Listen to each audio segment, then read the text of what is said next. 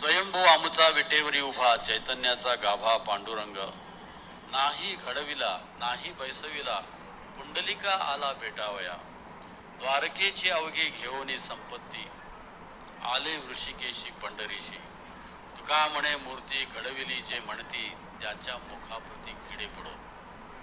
सगळ्यांना अगोदरच वॉर्निंग देत आहेत तुकाराम महाराज की असे कोणी ही मूर्ती घडवली असं म्हणायचं त्याच्या तोंडामध्ये किडे पडतील.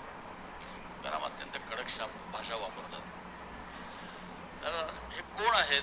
स्वयंभू भगवान श्रीकृष्ण ही मूर्ती कोणी बनवलेली नाही आहे, ते कृष्णच आहेच. कशासाठी? पुंडलिकाला भेटायला आले.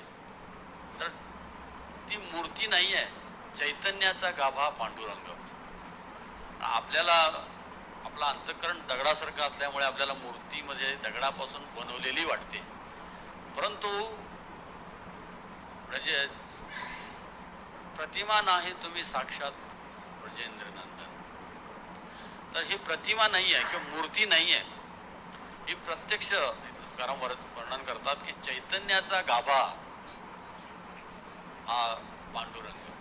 चैतन्य म्हणजे सच्चिदानंद. जरी आपल्याला दगडाची मूर्ती दिसत असेल आपल्या पाषाण हृदयी डोळ्यानं, तरी पण ती मूर्ती नाही आहे. चैतन्याचा गाभा पांडुरंग नाही घडविला, त्याला कोणी घडवलेलं नाही आहे, नाही बैसविला, त्याची स्थापना पण कोणी केलेली नाही आहे. पुंडलिका आला भेटावया, जसा तो आला पुंडलिकाला आपल्या भक्ताला भेटायला, तसाच तो तिथे उभा आहे. कुणी त्याला घडवलेलं पण नाही आणि कुणी तिथे पुणे त्याची स्थापना पण केलेली नाही.